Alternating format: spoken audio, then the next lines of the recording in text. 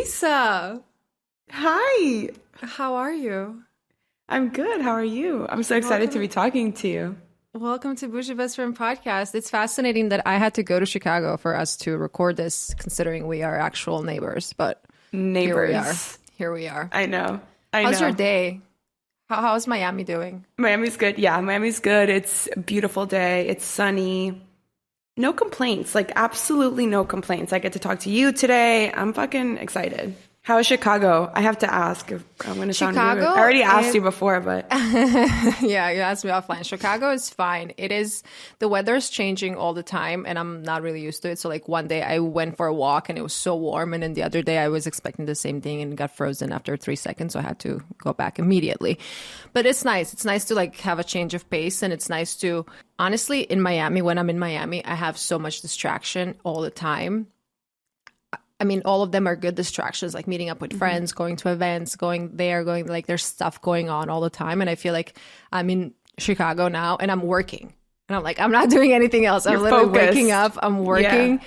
I start working out again. I start eating healthier. I'm like, wow, because we're here with my boyfriend's family and like his mom is here. She's cooking, her dad. I mean, like it's a family vibe. So it's not like take out every day and stuff. Totally. So I'm kind of enjoying that. A nice little reset. You know? Yeah. And now I'm going to Croatia. It's going to be more home cooked meals. So I'm like, I'm good. It's nice to have somebody take care of you. Oh, especially like your family lives. Actually, you know what? Let's talk about you. Who are you? I don't know. I don't know how to answer that. I love it. Like we're just like talking, like chit-chatting. Okay, so let me give you a little background, my dear listeners, Boujee Besties. So Lisa Gilmore. Lisa has a podcast. She's gonna tell you all about it. She also has a jewelry line, and she is a content creator. So please tell everybody who you are. That's a loaded question. That's a loaded question that you're Let's start with your horoscope sign. I don't think I ever asked you that. Okay, I love it. I am a Capricorn. I'm a Capricorn rising, Capricorn sun, Scorpio moon. So, in other words, I'm nuts. I'm Scorpio moon too. We talked about this. I'm pretty sure because we were both it's. Are you okay? Are you doing okay? I'm okay. I had better days. Today, my Aura ring wasn't really happy with the sleep schedule I had. That's why I refuse to get one, because I don't need that kind of negativity in my life. I don't need the Aura ring telling me that I failed every fucking morning, you know? No, I love my Aura ring, honestly. And people think that I work for them as much as I'm promoting them all the time, but I really love them. Aura ring, sponsor your girl. Yeah, can we have a collab, please? But I love it because it tells me everything I'm doing. And you can't really improve your life if you don't track your current habits. I know. So like, I know. I need some accountability. Okay, so back to you. What is the name of your podcast? What is your podcast about? Tell me about your jewelry line. Actually, tell me, where did you grow up? Okay. I grew up in Costa Rica, and I was born and raised there until I was 18, 19. And then, do you want me to jump to my podcast name from that, or do you want to? I lived there tell me about you first. I grew up there, and then I had kind of like my life changed really out of the blue really quickly when I was 18. Right after I graduated high school, I was about to go off to college, and my dad got sick, like out of the blue, was super healthy, healthiest man ever. And considering I have such a small family, have such a small family, and I was so close to my parents, I just didn't feel right whatsoever going to college, knowing something was not okay. And granted, at the beginning, we didn't know how severe it was going to be. It honestly, we all thought it was going to be really minor and treatable and manageable, right? So I was like, you know what? I'm just going to defer for a semester until everything is okay. I ended up deferring an entire year because it was tumultuous, and it kept getting worse, then it would get better. He basically had like a tumor. And then it spread. So, he ended up having lung cancer, chemo, radiation. It was like, this is a happy episode, so we're not going to get into that, but it's real life, honestly. And It just is crazy how like, you know how sometimes you feel like you see something happen to someone and you're like, I would die if that happened to me. You know how you like think that you're like, wow, I don't know what I would do if that happened to me. Like, that is one of those things that I always thought. I was like, oh my God, like, no, you know, like you think you're like, you think you're special and that some of these things like will never happen to you, but life is crazy sometimes. And so, yeah, that happened. And he ended up passing away like within a year. So obviously that like shook me a little bit. You know, I was like, I don't know what. How old were you then? 18. Well, 19 when he passed away. So 10 years ago now, which is crazy. And so obviously after that, I was like, I don't know where I want to live anymore. I don't know where I want to go to school anymore. I had lost all of my acceptances because after a year, you're only allowed to defer for a year. After that, it's invalid. You have to reapply. So I was like, the last thing I wanted to do was go through that whole process again and whatever. Long story short, my life is a really long story. I'll summarize it. I ended up going to school in DC. Never been there. Never in my wildest dreams thought I would end up in DC.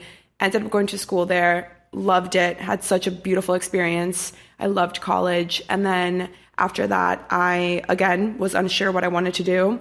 I feel like most of us after we graduate college, we're like, what the fuck? And what did you go to school for?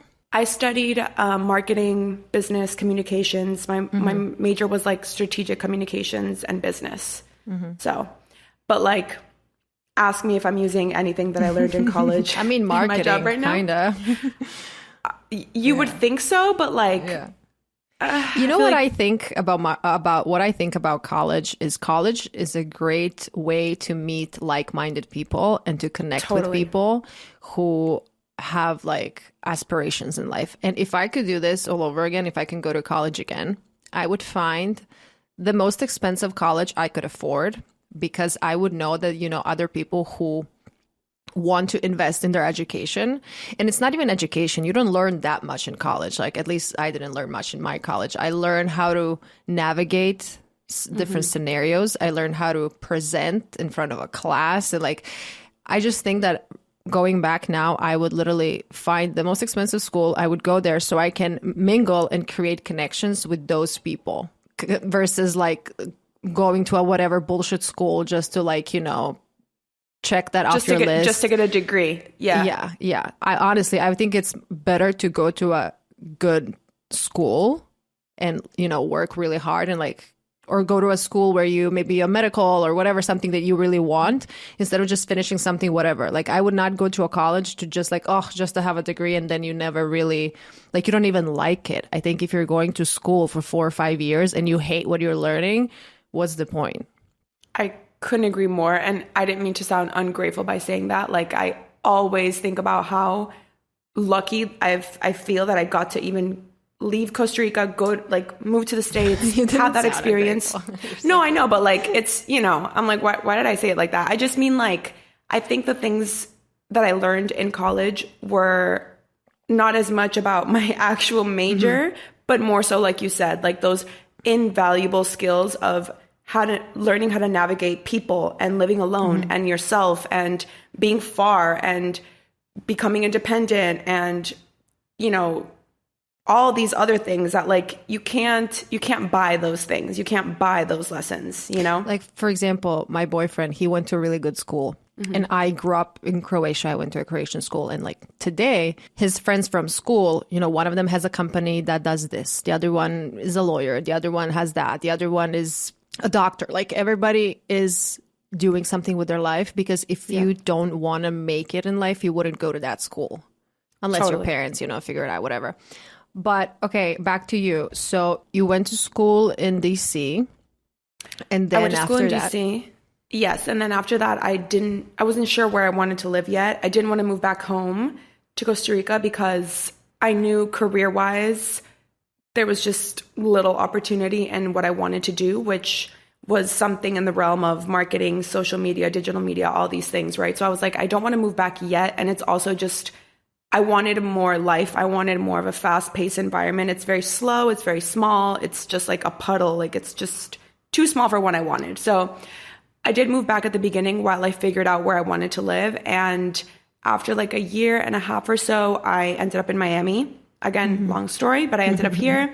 And it's crazy that I'm here though, because so my dad actually ended up passing away here because we came here multiple times for him to get radiation, for him to get certain treatments, for him to get different medical attention, chemo, the whole thing. So in that year when he got sick, we were hopping back and forth between Costa Rica and Miami. And I can see the building where I lived with my parents when we like came here for like a few months.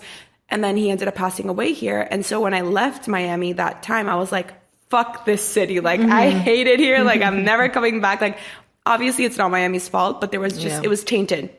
It was so tainted for me. So it's so crazy that, 7, 8 years later, I was like, oh, I was able to look at it in a different way and actually start to make it a home. And I moved here with one of my best friends who was also graduating college. And we were just like, let's just see if we like it. Let's just see how it is, whatever. And we both just felt so at home here, despite how awful it was for me at the beginning. It almost, in a twisted way, now makes me feel not like closer to him, obviously, but like I walk past that building and I can look at it and think of all the things that I can look at it in a happy way. I can look at it with gratitude rather than feeling so sad about it. So I ended up moving to Miami. I've been here for the last 4 years, and I quit my job. I was doing social media management for an agency here, and I quit my job a month before we shut down the world when COVID happened. Obviously I didn't know that was going to happen, but I had been wanting for fucking years, a decade of my life. I first wanted to start a YouTube channel. The first time I ever watched a YouTube beauty video, I was like, holy fuck, this is my calling. This is what I want to do. I want to show people how to put makeup on, even though I don't know how to do it. You do. Actually, you do a good job with your makeup. Thank you. And your eyebrows, your hair is beautiful. I don't know I'm dropping video episodes on Spotify, so whoever's watching on video, I'm also dropping them on YouTube. Check out Lisa. We're going to give your socials. No, honestly, your eyebrows are on point. Thank you. You know what I do? All I do to them, they're fluffy, they're big, but all I do is put hair gel, this gel that I get on Amazon, and I just use a spoolie. That's it. That's the only thing I do. Yeah. I just brush them up. That's a makeup artist secret. So you got that somewhere. TikTok. Thank you, TikTok.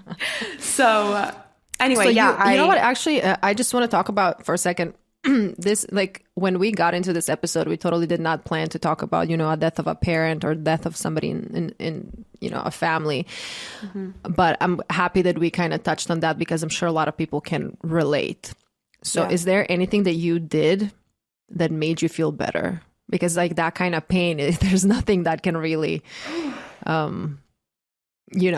nothing that you can really do to just make that go away. Is there any did you find anything that helped? I wish I would have gone to therapy sooner.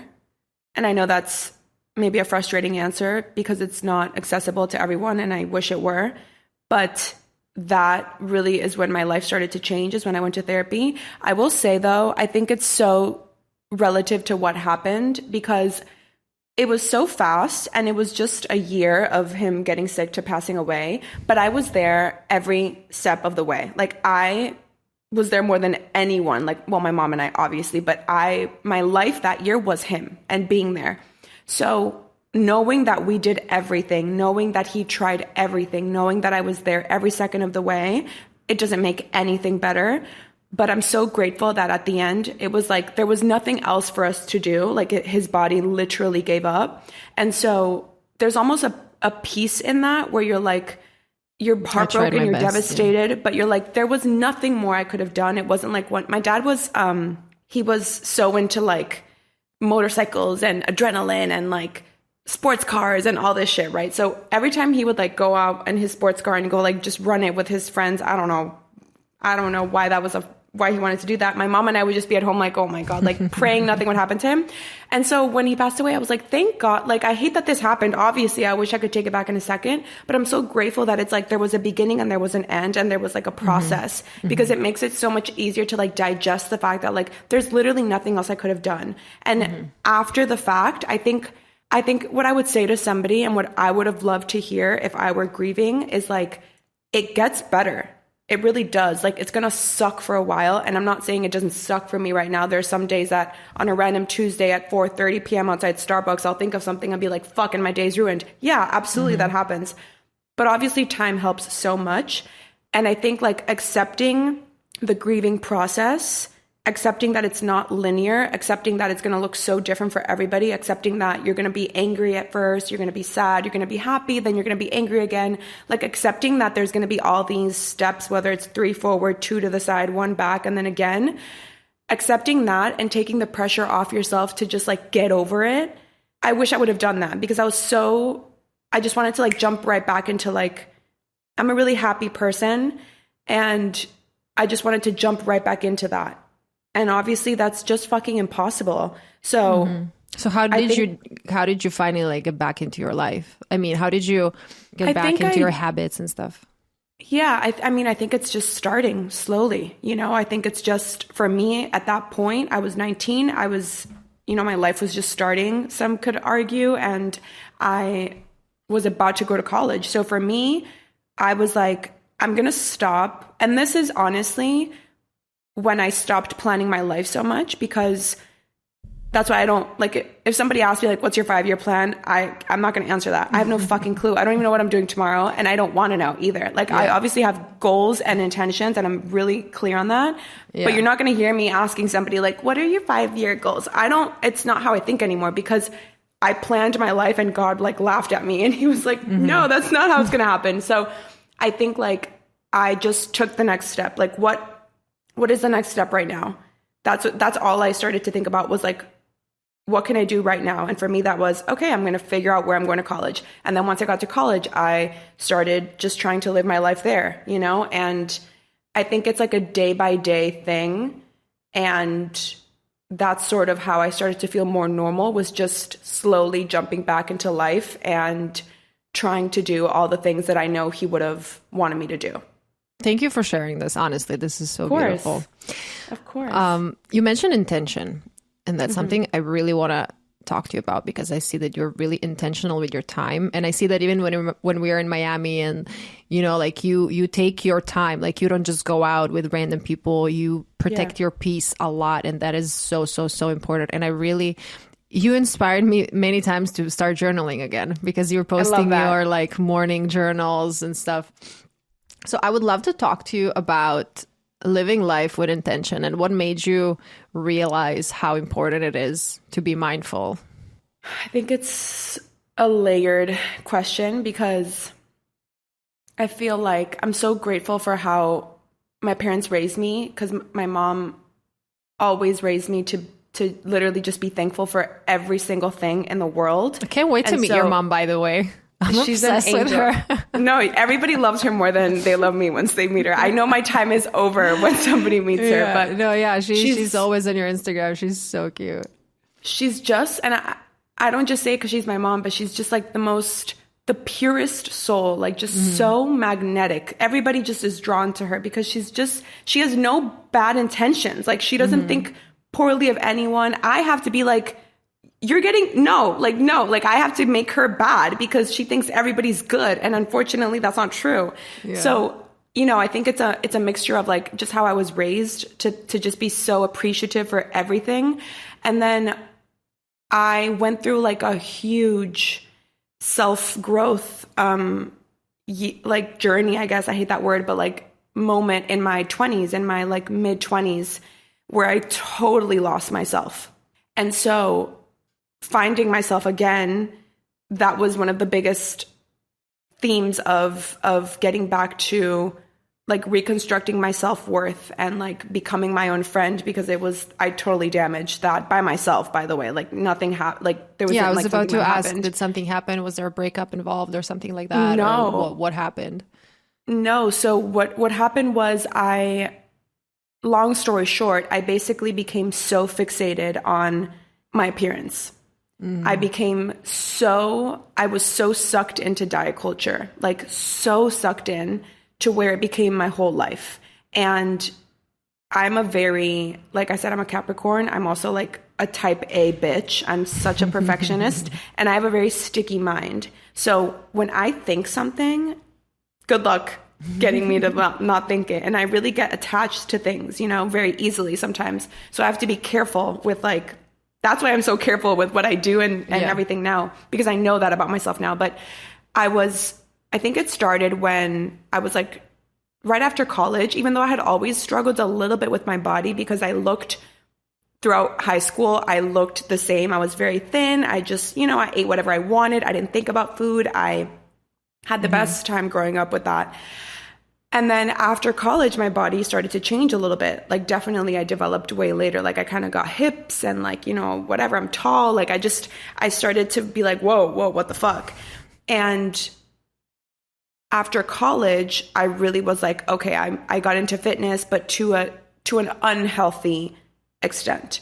And so I was just so focused on shrinking my body as much as humanly possible. And you know how some people, like, unfortunately, maybe it's in a relationship or maybe a family member, somebody who's supposed to give them so much love, instead attaches them to this notion that they're not worthy. Like maybe you feel unworthy because of a bad breakup or a friend or whatever it is. Like, I know that happens to people and it's so sad. I did that to myself. Like I literally to myself said, you're not worthy until you look this way. And it was always until fill in the blank. And that goalpost kept moving because that's the problem when like you attach your worth to something physical. External. In my opinion, it's never enough. You're never going to be satisfied. We're also greedy motherfuckers. You know what I mean? So I thought in my head, I was like, once I fit into that, once I'm that size, once my body looks that way, then I will be happy. Then I will be confident. Then I'll start dating. Then I'll start my YouTube channel, whatever it is. Right. And the goalpost just kept moving and moving and moving. And I just kept getting more and more deep into this to the point where I had a full-fledged eating disorder. It took over my whole life. And my sense of self was shattered totally. I had no self-worth, and my worth was attached to literally how much I worked out, if I stayed on track with my meals, and the way that my body looked. So that I reached a point where I was like, okay, I need help. I was 27, so this wasn't like so long ago. What about your friends and family around you? Did anybody notice something or talk to you? So that's the thing about eating disorders is I think it's a huge misconception that I think people have this idea in their mind that somebody with an eating disorder looks extremely thin or unhealthily thin. And while that can be true, it's also not true at all. There's so many people of all shapes and sizes that might be going home to an eating disorder, but we have no idea. So my body never changed so drastically. In my eyes, it did, obviously, because I was so fixated on it. But I probably fluctuated 10 pounds to what I look like now, So physically, it wasn't like a concern. I looked good. I looked really fit. And it was only a few people, because again, when you have an eating disorder, and if anyone's listening and has one, they will probably feel identified to this, it takes over your whole life in a way that you only let people in to a certain extent. So I had walls up, like extreme walls up, because I didn't want anyone to like be able to see what I was doing and see like the unhealthy things that I was doing and see the unhealthy patterns that I was engaging in, whether it just be like what I was eating or how little I was eating or how I would track even a fucking strawberry on my FitnessPal before I was allowed to eat it. Like it was crazy to me that I don't want to live a life like that anymore. And so there was only like one or two friends that really like would sometimes see things and be like, that just, are you okay? Like, I don't know if don't be so, it's okay. You can eat that. Or like maybe we'd go out to eat and I would never eat anything that anybody ordered because I was like, I can't, that's not allowed for me. And some of them would be like, what's up? Like, why can't you're going to be fine. It's okay. Or if I was working out 3 times in a row one day, one of my friends would be like, how about we go out instead? And so I guess to answer the question, only a few people would say a few comments, but the thing is, I didn't let anybody see how bad it actually was. So eating disorders are a huge topic that I'm not really diving into because I never really had one and I don't feel adequate talking about something, but I do see myself. I eat whatever I want because I can still afford to. Like my body doesn't really fluctuate that much, but I do also work out and I am usually on the healthier side. But like recently I started just like eating whatever I wanted to eat because we were traveling a bunch, a lot of weddings and a lot of stuff. And then I see how I started like hating myself when I saw that I'm gaining weight. And even though I'm, very big on, I know my worth, I know my strengths, I know my weaknesses. And I'm like, oh, my arms are getting a little fat. Oh shit, I gotta fix that. And I don't even think about all these things that like are so much, I don't think about all these other things that are so great about me. And I'm like, oh, my arms are so fat. But again, I'm not that extreme, but I do see myself measuring my worth or adding additional value to me as a person when I'm like looking when I look a certain way, but I also think that's connected to like when you feel good. Okay. No, I get exactly what you're saying. And this is where this is a blurry line, right? Because I just did an episode about this, of where wanting to look good is so okay. Wanting to take care. I love when I feel good. I love working out. I love eating healthy. The difference is my mindset and my intention is so different to what it used to be. Like, it used to consume my life. It was the only part of my life. Now it's a big part of my life. It's not the only part of my life. And now I also know that I am allowed to not like certain things about myself. I'm allowed to be working on certain things about myself. And I'm also allowed to live my life at the same time. It doesn't mean I have to pause my life just because I think I could lose 5 pounds. And that's what I used to do. I was living conditionally. I was like, you're only allowed to do this once that happens. So that's, I think it's all about our mindset and our intention behind it, literally. So what you were saying, you're allowed to be like, oh man, I want my arms to look like the way they were looking like a few months ago. You're allowed to feel that and think that. And you're also allowed to be like, I'm a beautiful fucking queen. Like, you're allowed to think, like, both things can be true at once. You're not like sitting there. If you were telling me like you were sitting there punishing yourself and not eating a whole day because you're like, fuck, my arms, like, see, that's where I think we like sometimes take it too far, right? But I think there's nothing wrong with wanting to look good and that being a priority. I think it's just about letting it control your life. You know what I mean? So how did you get out of that? Therapy. Like, I reached a point where I was like, okay, I feel like I'm a very ambitious bitch. And yes, you are.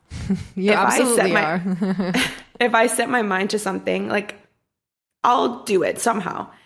And I realized, I was like, I can't stop these patterns that I was engaging in. I was like, I can't stop. Like, that's when it started to become terrifying to me, where I was like, I feel like I can't stop. I feel like I'm literally like addicted to this. Like, I can't stop doing this. I can't stop thinking about this. It consumed my whole life. And so I said, okay, I think I need help. Like, I can't do this. And I think that's the first moment when I started to get scared, was when I was like, okay, I need help. When I couldn't stop, I was like, I need help. So I found a therapist, and I got so lucky, because I feel like finding a therapist is kind of like dating, you know, like you guys might not vibe initially. Yeah. And I walked in, we had our first session, and I was like, she's going to change my life. Oh, and she really? did. Okay, great. Yeah. That's great to hear, because I know a lot of people who go to therapy and they give up because they are like, oh, I didn't like her, or she didn't understand me, or she made me feel worse. There's some therapists who do that. So that's crazy. My tip for anybody who is looking to start therapy is don't give up after 1 or 2 or 3 sessions if this guy or girl doesn't really. Because I let me see how many therapists I think I talked to like 4 or 5 in my life, and there's only 2 that I still sometimes talk to, like whenever something happens, or like just to check in. But other like 3. There was this one lady who was just horrible. Like, she was just so bad. And she was doing exactly what you, like, when therapy wasn't this popular, when she was just like sitting there and it's like, oh, how does that make you feel? How do you feel about that? I'm like, yeah. I'm self-aware, so I know what's going on. But anyway, no, that's I love therapy. Therapy completely changed my life, and I know it's easy to just always say like, oh, just go to therapy. But honestly, sometimes I would be lying to you if I gave you a different answer. That is what changed my life. I went twice a week for a year to see my therapist. I had a dietitian on the side. So I was basically doing like 3 sessions a week, which was fucking brutal. It was so hard, but like it changed my life, And then after that, I stopped seeing my dietitian, and then I kept seeing my therapist twice to once a week for another year. I'm not seeing her right now. I miss her so much. I love her so much. But yeah, that's what honestly changed my life, is her and the work that we did. So what is your relationship with food today? I feel like it will always be something I struggle with because it was so difficult for so long. But I'm really proud of the growth that I've been able to have, where I now understand that food is not the enemy. You know, we make it the enemy, and diet culture, $1 billion fucking dollar industry, makes it the enemy with its labels, and it's the way that it makes us feel about food is the problem, right?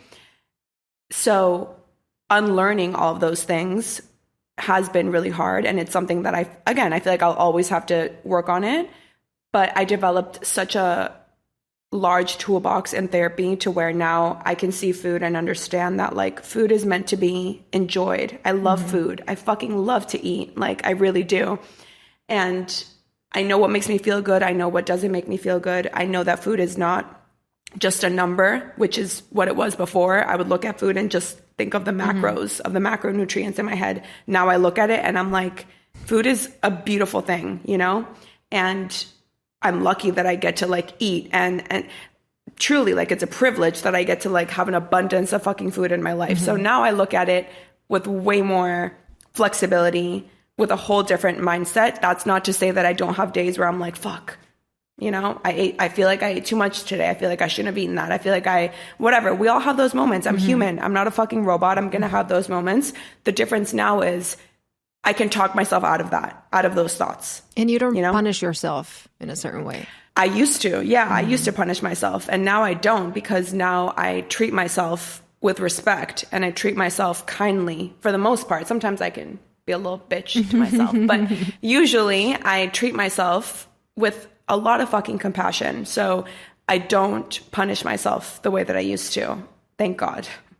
So for those who might be listening now who are struggling with their self-image, whether it's their physical appearance, where they are in life, I know it's such a loaded question to ask, like, what is your advice for them? But like, if you have one tip that they can implement today to kind of move forward where they are. Wait, do you mean somebody who's struggling with their appearance? Somebody who currently has a really bad self-image. So whether that is they don't like the way they look, they don't like where they are in life, they don't like maybe their relationship, they don't like their friend group, they don't like something. But you know, sometimes when you are so deep into your own problems, you don't even see that maybe the answer is right there, or like you can just do something real fast. So like, for example, if you have if you're struggling with like your relationship with food, like what would you say if somebody, because I honestly, I don't know anything about eating disorders but I know like so many girls always write to me asking stuff like that. And a lot of girls are writing to me asking questions about like, I don't know how to say this in a nice way, but they're like, well, I can't follow your advice because I'm not as pretty as you. And I'm like, well, that's not true, because, you know, I don't know how to explain it, but you know. The first thing that really started to change my life was taking inventory of the way that I was speaking to myself and about myself and the things that I was saying out loud. People don't realize how impactful words are. People think it's okay to say these things about themselves out loud. I understand thoughts are harder to control, right? I get that. But you're in full control of what you're saying. You're in full control of the things you're verbalizing. I don't care if it's a joke. I don't care if you're trying to be funny. I don't care if you're trying to self-deprecate in front of a crowd. Watch the shit that you say about yourself out loud, because you're the only one that can hear that. You talk to yourself more than you talk to anybody else in your life, and you will forever. So the first thing you got to do is clean that shit up. Like, I made a rule probably a few months into therapy where I was like, no more negative self-talk. None. If I wouldn't say that shit to my best friend who I adore, why am I saying that to myself? It makes no sense. So that's the first thing. And when I say that, I don't mean start lying to yourself. I don't mean stand in front of a mirror and say all these things. No, I'm not saying that. We don't have to jump from hatred to love. And that's a huge thing that I misunderstood as well, is, you know, we hear self-love. It's such a buzzword online. And I'm happy about that. I'm glad we're talking about that. But I wish there was also more emphasis on like self-acceptance as well. Because for somebody who hates themselves or hates the situation they're in or doesn't like the way they look or doesn't think they're pretty enough, whatever it is, for somebody who feels this way, for them to jump to self-love, that's a big fucking jump. And there's a lot of groundwork that happens in the middle. So why can't we just aim for like, let's try to aim for self-acceptance or just neutrality. You know, you don't have to love everything. We can just like be neutral about certain things. And when my therapist explained that to me, because I said to her, I was like, I'm never going to love myself. I'm never going to be able to say that I love myself because there's certain things that I know I will never love about myself. And she's like, but who says you have to love everything? Like, that's okay. How about we just like accept certain things? It's fine. You're still allowed to love yourself, even if there's things that you're working on, even if there's things that you don't necessarily think you will ever love, even if there's things you're trying to accept. That's okay. All of these thoughts can be true at once. So for me, the self-talk has been a game changer, and I'll catch myself too. Like, again, not a robot. If I say some shit out loud that I'm like, why are you saying that? Like, that's fucking rude. Why are you saying that to yourself? Like, absolutely not. I'll catch myself. I'll have a moment, and then we get back to business, right? So the negative self-talk was the first thing. And the second thing was taking the pressure off of myself of like having to love everything and just telling myself like, it's okay. You can just accept certain things. You can just be neutral about certain things. Maybe one day we'll get there, and that's fine. So I would encourage someone, if they're feeling that upset about whatever it is let's work on the inner dialogue first and take some pressure off yourself, treat yourself with a little more compassion. And if you're in a situation where the things around you, the people around you are not fulfilling you, then the next step is to take inventory of who you're letting into your life, because that's also something you can control. There's so many things we can't control, but you're in full control of who you're giving your time to in terms of like your friendships and stuff, right? Like, that's fully within your control. So if you're not happy, do something about it. And I don't mean to like tough love, but it's like, oh, I'm a tough love kind of girl. Come on. I think, you know what? I feel like I can be like this with you, but I feel like people are too scared to feel uncomfortable that they'd rather stay in shitty situations, whether that's a relationship, a fuckboy who's treating them like shit, friends that they actually don't like, a job that they're miserable at.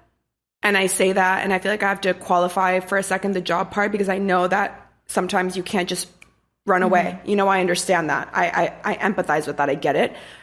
But the other areas, people are too scared sometimes to be alone, to be uncomfortable. So they'd rather put up with shit that's not fulfilling them. And the only person who's losing in that situation is you. Like, you're the only one who's doing a disservice to yourself by putting up with shit and people that you're actually not obsessed with, you know? So take inventory of those things and make changes. Like, it doesn't have to be, you don't have to cut everybody off from one day to the next, but take a second with yourself and intentionally think about who is actually in your life, who is getting your energy. Is it a reciprocal friendship, relationship? Do you want it to be stronger? Do you want this person in your life? Like, I don't know, like, truly, whoever's listening, sit back and think about, when was the last time you actually sat back? And I think it's really important, you know? We'll do that with our food. We'll do that with our makeup. We'll do that with like our workouts. We'll sit there and think about overthink everything. How about you think about the people in your life as well, and like the things that you're giving your time to? How much we're overthinking our Instagram captions. That's how much time we should spend. Like, your fucking story and which of the 5 selfies that look the exact same, which one to post. Like, that's fine. You can overthink that, but let's overthink everything else as well. I'm very happy to reopening a friendship conversation here, because I had such an interesting relationship with friendships my whole life. So this is something I never, ever, ever shared. I don't think I even like talked to anybody. I was just going to say, I want to hear all about it. This is crazy. So my entire life, I was always searching for a best friend. Like, I always wanted to have a best friend. And when I was going, Croatia has a different schooling system. So it's not like junior, sophomore. I don't even know what all these things are. But like, when I was in like elementary school, I had a best friend. And then actually, no, sorry, let me correct myself immediately. My parents moved 2-3 times when we were growing up because of work. So it was very hard for me to like have a friend and like stick with them because we moved around a lot. And then at the beginning, I always felt like that new girl in school. And then I remember, I think I was 8 years old. So that was like second grade in Croatia. And I came to this new school and everybody already had a best friend. And I was like, fuck, I'm alone. I was miserable. I was crying every single day. Down the line, obviously, I found friends. And then in high school, I had a best friend. But I always had this, like, I want to have a best friend. And then something would happen.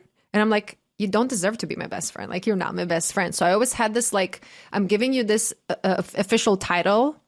And you just, like, disrespected it. So this might sound funny, but ever since, like, I got into a fight with my best friend from college, we're still friends today, but obviously not best friends. I decided I'm never going to call somebody my best friend again. And since that day, nobody's my best friend besides my boyfriend and my brother and my family and all that. So when I moved to the US, when I was 22, I moved on my own. You know, for some people, it would be like very scary to leave your entire friend group, your family. And it was scary for me. And honestly, looking back now, I was like, what the fuck? I would do this all over again. But I just like, how did you have the courage? But no, I the know, balls. yeah, Like, you had the balls. I was like, I came here, I came to America with $100 and high standards for real. And I was like, let me see what's going to happen. Yeah, you fucking did. And so when I came to the US, I was very outgoing and I was like meeting a lot of people and I was trusting people real fast. And then people will obviously fuck me over. So with time, I learned to be very, I wouldn't say critical. I can't really figure. Guarded? I started being very picky with who my actual friends are. So like I have a million acquaintances. And when people see me, they're like, you have so many friends. I'm like, actually, that's maybe how it appears on Instagram. But I know that I can call maybe 5 people right now and ask them for a favor. Because a lot of these other people, and I'm not saying that I'm ungrateful for having like all these acquaintances and people I can, say hi to at an event, but it's way different who I actually let inside of my life and who is there just like on the outside. Like half of these people who maybe I even take photos or on Instagram and this and hang out, they don't know anything what's going on in my life. And people sometimes also, like when you work in the social media content world, people are, they want to work together, collaborate, and then sometimes unfortunately take advantage of you, which also happens. But where I'm getting with all of this is after my 30th birthday, I moved. So I was living in New York for 7 years. Excuse me. Those 7 years were very interesting, to say the least. I mean, I pretty much grew up in New York on my own, which was like tough. But if you can do that, you can do anything. Fact. But when I moved to Miami, I was just before my 30th birthday. And when I moved there, I knew some people because like I was flying to Miami sometimes from New York just like to hang out. But I was hanging out with the wrong crew entirely. There's nothing wrong with them. They're just not the type of people that I want to have in my life. And we all know they were wrong for you. They were wrong for me. Yeah. And we all know that saying, like, you are who you spend your time with, or what's that saying? You are the something. The sum of the 5 people around you. Yeah. Wait, what's that saying? Tell me again.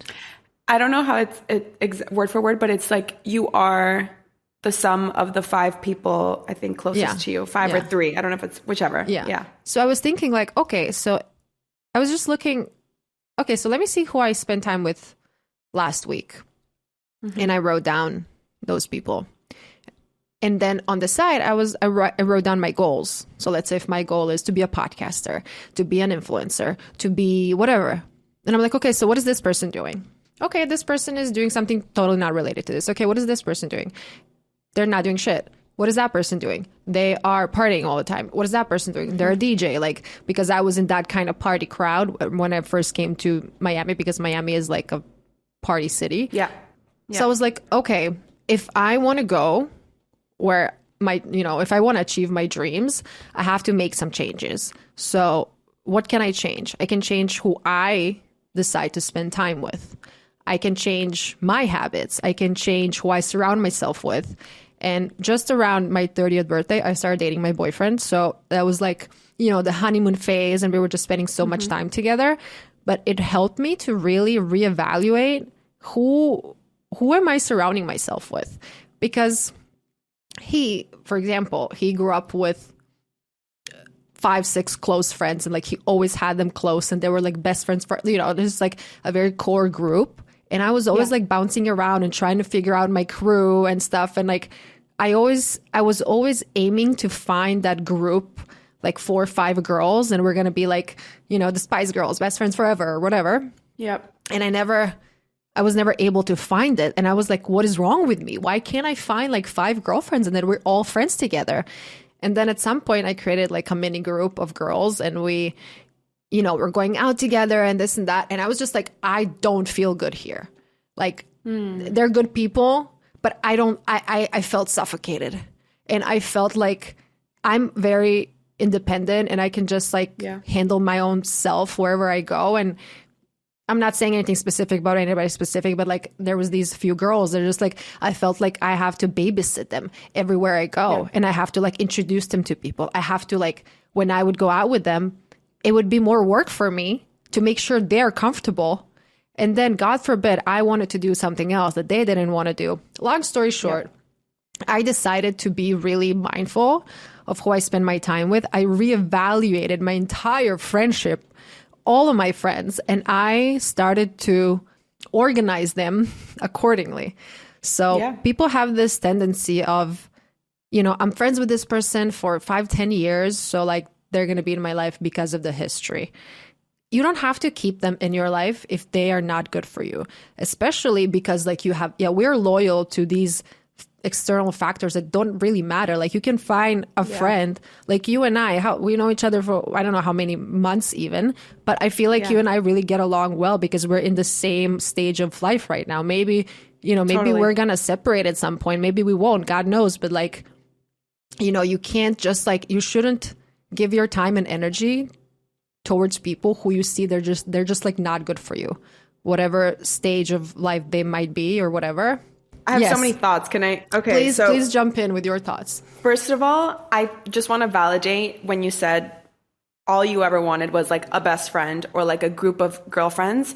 And I think that so many people listening to this will probably be able to identify with that, because I think even just growing up, in what we saw in movies and on TV was always like, the 2 best friends or the group of girlfriends. And we all wanted that.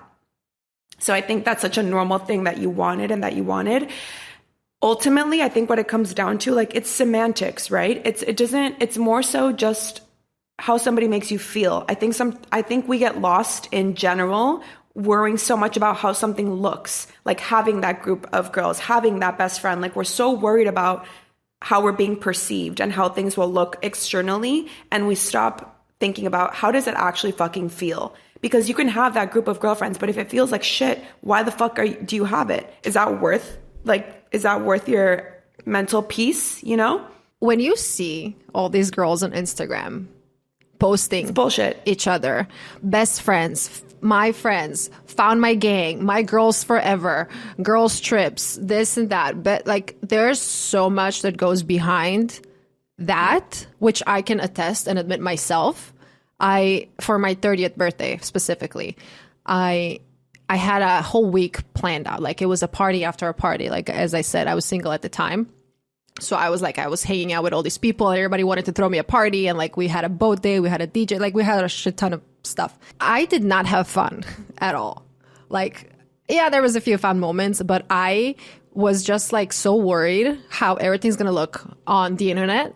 And how is everybody going to see that I had the most fabulous 30th birthday?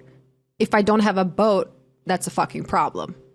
That's how I was thinking at the time. I'm like, if I don't have a lavish, luxurious birthday, because that's where my mind was at back then. I don't even, in the past year, I mean, every day, my mind is like changing and growing. But when I see myself a year ago, I'm like, whoa, it's way different. But please continue. I mean, I'm not the same person that I was 10 minutes ago. You know what I mean? So I think that's very fair. And I think that's also so human of you to say, because we can all get lost in the sauce, right? We can all be like, fuck, like, it's my birthday. I got to make sure, got to let them know that I'm having a great fucking time. Like, that's a human part of you that you wanted to like show that. And it's also reflective of your life because you are sharing your life online, right? So social media is also that's a whole other podcast, but that's a whole mind fuck in and of itself. But I think something that I was thinking about when you were saying, you were trying to find this group and whatever. And once you treat yourself respectfully, once you treat yourself compassionately, once you enjoy spending time with yourself, the level of what you accept from other people totally fucking changes. And it sounds like we both had that sort of like, not epiphany, but in a way of I would say epiphany. You realize like, wow, like I deserve this. I treat myself like a fucking queen. What makes you think I'm going to accept anything less from anybody else? And that includes the people you date, includes your friends, includes everything. So I think that's why having like such a strong sense of self is always what I will go back to, because once that's established, which doesn't mean it's perfect, obviously, it never will be, but once that's established, you don't let people talk crazy to you. You don't put up with friends that are treating you like shit. You don't put up with people that maybe they're not even treating you like shit, but maybe you're just not fulfilled. Maybe you just don't feel like if you can't go to somebody and tell them something great that's happening in your life and you can't go to them because you feel like they're not going to be happy for you, that's a red fucking flag. Cut them out immediately. And I wasted so much time by like giving people chances. I don't know why I got so angry right there, like in a second. No, it's okay. But it's real though. It's real. That's a huge thing for me because I feel like I really love to cheer people on, and I'm very sensitive to that. I don't know why. I'm really sensitive to how people react to good and bad news, because I'm the kind of friend that like, if you tell me something good that happened to you, and you're in my life, even if we're friends, good friend, whatever it is, I will take that as a win for me as well. Mm-hmm. Like you win, I win. I feel like people in general, even again, it's all fucking tied in friendships and in dating. For some reason, I think especially as women, we've been conditioned to feel like there's only so much happiness to go around. Like there's only so many good men to go around. There's only so many opportunities to go around. That's fucking bullshit unless you believe it, because if you believe it, then that's what's going to be true for you. That's just what I think. So when you know that there's room for everyone and there's enough of everything to go around, you celebrate other people and you celebrate them like genuinely. So that's how my mom raised me. So I get so fucking excited for people when something good happens to them. And so I'm so sensitive when I share something, which I don't really do. But that's a me problem. That's between me and Jesus. I don't like to talk about stuff like that. But if I do and it's not received kindly, I'm like, fuck, I feel weird now. And it's like I get the friend ick. You know what I mean? But yeah, I will. The other thing I wanted to say. Okay, you go first. No, sorry. I was just going to say one more thing where it's like, I think also something that's, when you were saying like, oh, you have all these acquaintances and you have these friends and you have this, whatever. I think it's also so okay. And you said this too. So I just want to like, just validate that I agree that like, you place people kind of according to how they're treating you and the reciprocity of the friendship. And I couldn't agree more. I think sometimes people feel bad to say this, but I think it's just true. And I think we all know it. Like, every kind of friend in your life serves a certain purpose, and that's not a bad thing. Like I know for some people, I'm like their fun brunch friend. And then for others, I'm like their fucking ride or die. Like it's okay. Like not everyone has to be the closest person in your life. You're allowed to also just have friends that it's like, oh, maybe we just go get coffee here and there. That's fine. Maybe we're work buddies. That's fine. Maybe we're workout buddies. You're my bridesmaid kind of bitch. It's okay. Not everybody has to take up all this space in your life, but I think what's more important than that is knowing very well where somebody stands in your life and where you stand in their life, Yeah, and you can definitely upgrade and downgrade those friends accordingly. As your life changes, you might sometimes feel like you don't have much in common with the friends you had before. Like maybe it's your own personal growth or you have to move cities or this and that. But you can't really take that against people. You feel like you're not as close to your friend as you were before. And you're blaming them. Like, oh, they changed. But we have to change. Like we have to grow. And sometimes it sucks that you don't grow at the same not even the same pace, but not in the same direction. Maybe somebody's going towards a more traditional, get married, settle down, live in the suburbs life. And then somebody else is like traveling the world, hustling, whatever. Yep. Like, I just think the point here is to, be very mindful of who your friends are, and don't be afraid to downgrade, upgrade accordingly. And don't be afraid to confront friends when you have an issue with them, but only if you actually care about the friendship. So if you feel that somebody is not really good for you, but you see that they won't understand why, I don't think it makes sense to tell them, well, I think that you're not on the same mental level as I am. No. Yeah, I agree. And I also think how you said this earlier, where it's like, don't let time invested into a relationship or friendship, don't let time invested be the determining factor of whether or not someone continues to be in your life or not. Because if you're not happy, that's what matters, not how much time has been invested.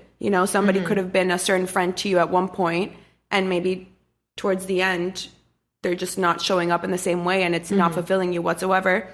So you're just going to be friends with them because you've been friends for 5 years. Like, that makes no sense. Because if you look at it, if you flip it on its head, it's like, well, I have friends that I've met in the last 2 years, and they feel like I've known them my whole fucking life. So it works both ways. You know what I mean? So yeah, I couldn't agree more. I'll just give you one more example, and I have to decide whether or not I'm going to put this in the episode or not. But okay, I got verified, I think it was like 3 weeks ago. Yeah. My friends who have known me for a while, who have known me since I had like 300 followers on Instagram, who knew that this is my, like, I had a check mark on my vision board in the past 2 years. Like, that was something that I really, really wanted to achieve.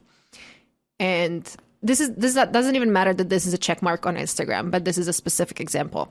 I had this humongous goal that I really wanted to achieve. And I was lucky enough that I achieved it. I can't even tell you how many of these friends that I had for years that I felt like they're going to be happy for me. I can't even tell you how many messages I did not get. Like, not even like a congrats. Like, it's fascinating that I see people today that I met a few months ago, my followers on Instagram, literally sharing on their Instagram story, our queen got very, like, that is fascinating for me. Fascinating. So that's what I just want to say, that like, pay a lot of attention. Yeah. When good things happen to you, how people, I mean, you said that, but like, it's so telling. It's very telling. I was just going to say it's very telling. And I think something that I've learned about friendships in the last few years is that just because something isn't a big deal to you doesn't mean it's not a big deal to your friend or to your partner or to your family member. Like, something could be huge for you. Maybe I don't understand why. It doesn't matter whether I understand or not. What matters is that it's huge for you. Let me tell you something that what I just recently learned. I love Mel Robbins. Do you listen to her podcast? Me too. Yeah. So she just had a podcast recently drop, and she was talking about, I mean, she talks about like relationships and friendships and all that. And she said something like, if somebody, let's say you and I are meeting up and I am 5 minutes late and I text you, hey, I'm 5 minutes late. Like, I'm sorry. And you're like, it's fine, chill, no big deal, like, relax. But when somebody's like over apologizing for certain things, they were punished for that. No, I see that this is what she said. I don't know like what you were about to say, but she said that they are showing you what matters to them. Totally. But like this example with being late 5 minutes doesn't really relate because I'm always late. So like, but yeah. I get exactly what you're saying. I thought you were going to say that, because sometimes what I was saying was when someone's so apologetic about something, it's because they've felt punished about that or have been, like, for example, sometimes I word vomit too much. Like with one of my best friends, like I'll like send her so many voice notes and I triple check that everything's okay and whatever. And it's because maybe once somebody like made me feel bad about that. So now I feel like I have to apologize every time. That's what I was trying to say was like when you know what I mean? Like when someone's like overly aware of something or overly checking in about something, that's probably because somebody maybe made them feel bad about that once, or they fucked up in that area once. That's interesting. But yeah. But what she said is even smarter because it makes a we're all lot more smart, sense. though. Yeah, we're all smart. We're all smart. Okay, so this topic is saved for last, but it was actually this was supposed to be like the main point of this podcast is how to be happy single. Oh, that's the question? Take it away. Oh my gosh. No, let's go back to how's the dating life in Miami right now? So I think I told you this on our coffee date, but I have only started having fun dating in like the last 2 years. I was really closed off to dating. To answer the question, dating right now, I'm having fun. I'm having a lot of fun, but in the last 2 years, as I've been dating more, I don't know why Jesus keeps sending me men that don't live here. So the theme of my life in the last 2 years have been men that don't live in Miami. So right now I'm trying something new where I'm trying to actually date guys that live in the same city that I do. What a concept. That's why you're traveling somewhere every weekend, by the way. No. No, actually no. But I don't even know. And like guys from the past have just been popping in. But first of all, I want to go to Nashville with you when I get back to Miami. I think that's going to be so fun. You say the word and I will book my fucking ticket. Yeah. I left like 3 boyfriends there. So amazing. I can't wait. I'll interview them. Oh my God, could you imagine? Round table. Yeah. What would Coco do? Show me what you got. I think so when I told you that I was going through my like lowest points emotionally, I was like 24, 25, 26. Probably the hardest was like 25, 26. And then 27 was when I started to get out of it. So in these years, like there was no space in my life for a deep, meaningful connection. I didn't date. Dating wasn't allowed in my life. Again, because I was like, until I look a certain way, I'm not dating until then. So I was just fooling around. I had a lot of fun. Let me just pause this for a second. I'm sorry to cut you off, but I think it is very important to start dating somebody when you actually are happy with yourself. Because totally, you can't really be in a relationship. I mean, obviously you can, and you can always work through things together. But if you're generally a very unhappy person, you are what you attract. So you're going to attract guys who are the same way. And that's something that I was talking to in one of my previous episodes when it comes to breakups.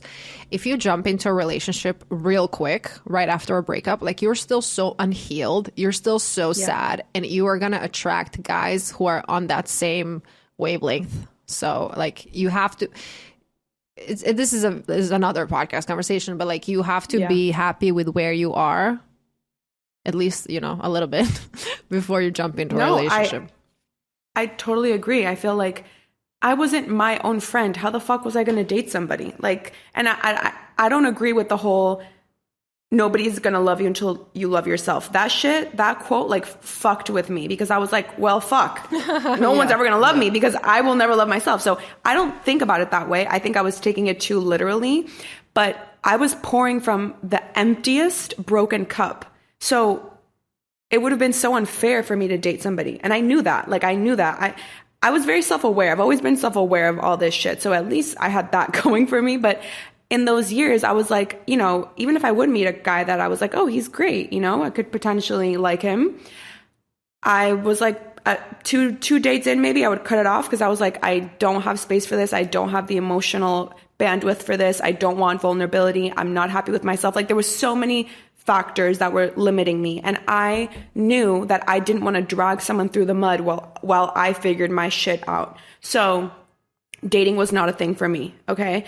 And then, which I honestly loved because I have spent, the last decade by myself. Like obviously I've had like flings and stuff here and there, but for the most part, it's been alone, which I think people mistake alone for, that's lonely. A whole other conversation. Yeah. It's, I say that as a good thing. I don't mean in a bad way because I've seen, first of all, I've worked on myself so fucking much. And that's what I needed to do. Like that's just how my life played out.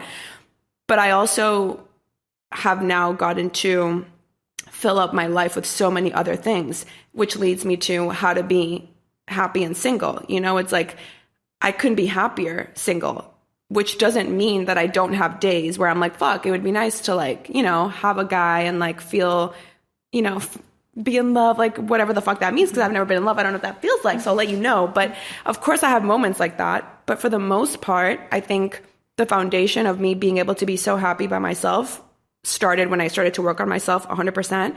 But now in the last few years, especially this year, I've never had more fun dating and being single. And it's because, I mean, it's for a list of reasons, but I think there's such a fear that women have. I don't mean to get binary, but it's so, I think, emphasized on women. There's such a fear of being alone. And I understand it. I'm a woman and I'm 29. I get it. You know what I mean? Like, we've been conditioned to feel like by 30, we've been conditioned to feel like we have to oblige to these timelines. And that's how it has to be. And that's the only right way. And I'm also Hispanic. So like, I also feel the pressure culturally and from my family. And when I go home for Christmas, it's always like, where's your boyfriend? How is dating? I'm like, can you ask me anything else? Like, sure, I'll tell you about the 6 guys that are on my roster right now, but how about you ask me about work? Am I happy? Like, why is that always the fucking question? And again, when I say this, I want a beautiful, fulfilling, incredible relationship. I want that. But until that happens, I'm going to live my best fucking life. And that's where I think people get it wrong. It's like, I want that, but it's not dictating my life because I know it's going to happen. I'm going to take my time until that happens because I want something that's incredible, because I know that's what I deserve, because I've worked on myself. See, it's like, it's all fucking layered. But so until that happens, I want to fill up my life in the best way that I can with like shit that I love, people I love, work, and just travel and all of these things. I want a full life so that when somebody comes into my life, they just add to it. And also because I want somebody who has a full life. I don't want to date someone who has nothing fucking going on. That just, personally, I would be bored to death. I want you to have friends. I want you to have a life. You know what I mean? Of course, I want to be the center of your universe, but you better have a fucking life. So I think this whole being so scared of being single comes with so many archaic societal things, which I totally understand. But I just want women, especially if you're like in your late 20s or early 30s, like, give yourself permission to just enjoy the season that you're in, even if it isn't the season that you want, you know, like, even if you do ultimately want a relationship and that's like your main focus and you really want that and that's just not happening for you right now, okay, that's fine. Can we just enjoy what's happening right now until that happens? I don't think being miserable about it is going to make that happen any faster, first of all. And I feel like, I don't know, I just feel like you can't really rush timing either. So I'm just patient, and I'm also just realizing that I've freed myself from the timelines. I've given a gift to myself, and the gift is I took off all the pressure of having to fulfill certain things by certain times, whether it's a relationship, a family, a baby, a job, accomplishment, whatever it is. I have totally freed myself from these timelines, and it's just made me so much happier. So I think it's a mixture of like looking at things a different way. I think so much, literally our whole conversation goes back to mindset and how you treat yourself. And that has been like what's been the most life-changing. Did I even answer your question? I feel like I went all over the place. I loved it. I actually wrote something down that I found very insightful that's going to be a part of my show notes. So I posted something on Instagram yesterday that I can't take credit for, but I would love that I could. And it goes like this: don't force relationships or farts. It's going to get messy real quick if you do. I mean, you can either force something that's wrong or that's mediocre, or you can wait for something that's amazing and something that's right. You know what? Honestly, I when I was single, that was the most fun. I mean, I'm having a great time too now. Don't get me wrong. I'm enjoying the suburban life with my boyfriend's family right now. It's just different. It's just a different season. Yeah. But I had so much fun. And I really don't understand. Obviously, when I was going through my previous breakup and my heartaches and all that, I was obviously miserable. But when I was single and finally like on the way to healing, I was just very happy. I felt so free. Yeah. I felt like I have all these options, and I felt like you can just choose who you're going to be now. Because when you're in a relationship with somebody for a long time, and maybe you guys are, you just become so comfortable with each other that maybe if you feel this feeling of, I want to grow in a different direction, if your partner is not mentally okay to like support you in that growth, it's very hard to maintain that relationship. I mean, I just when girls are telling me that they're single and they're so miserable, I can relate, but at the same time I can't relate, because it's like you have so many like you have a choice, like you have so many, and it's not like going and like dating. This is what I always say: when you're single and you're dating around, like date as many guys as you want, just so you see what you like and what you don't like. And what you don't like. Yeah. How can you know what kind of relationship you want if you're just always dating the same type of guy? They look the same. They do this. They have the same job. They come from the same area. Maybe if you're dating like a surfer from Hawaii, you're going to realize, oh my God, I'm actually a surfer girl, I think like it's just about embracing the season that you're in. And also, I understand if you're listening and you really want a relationship and it's not happening for you, I need you to just trust the timing, no matter how annoying that sounds. You can't force shit. You know what I mean? I mean, I don't want to.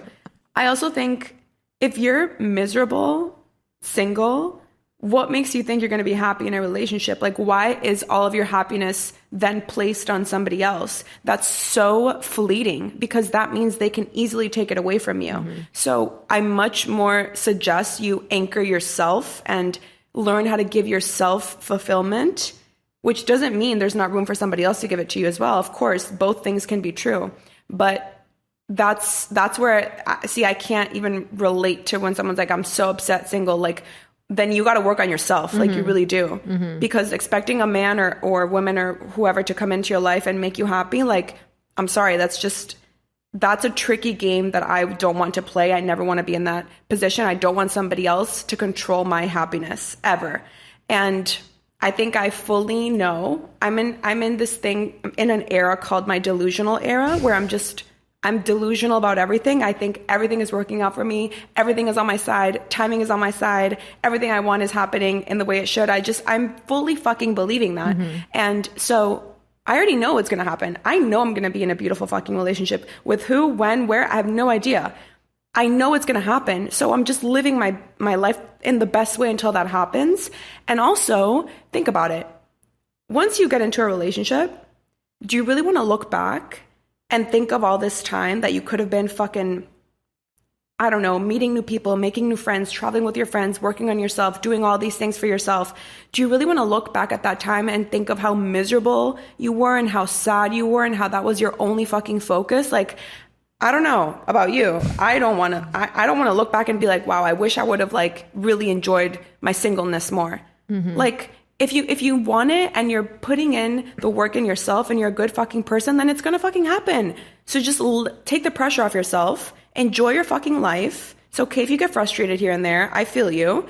But for the most part, don't let that dictate like your happiness, Okay, Lisa, this was honestly amazing, and I feel like we covered so much, and I'm so grateful for your wisdom and your time. Thank you for having me. I've been so excited about this, and I like journaled extra long today because I was like, I want to get my mind right. I want to show up the best way, So I love thank you for having me so much. Please tell everybody where they can follow you. Thank you so much for having me. This was like the highlight of my week, honestly. And I can't wait to have you on mine. That's going to be so fucking fun. Where you can find me at the bar. I'm just kidding. At Lisa X Gilmore on IG. Lisa Gilmore was taken, even though she hasn't posted since like 1955. So fucking rude. My podcast is Unwinding Pod. Unwinding like wine, like it's a pun, It's like wine that you drink.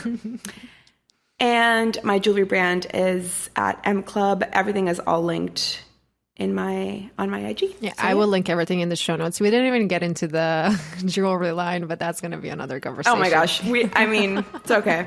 We got into so much. I loved it. Okay, amazing. Thank you, Lisa. Thank you.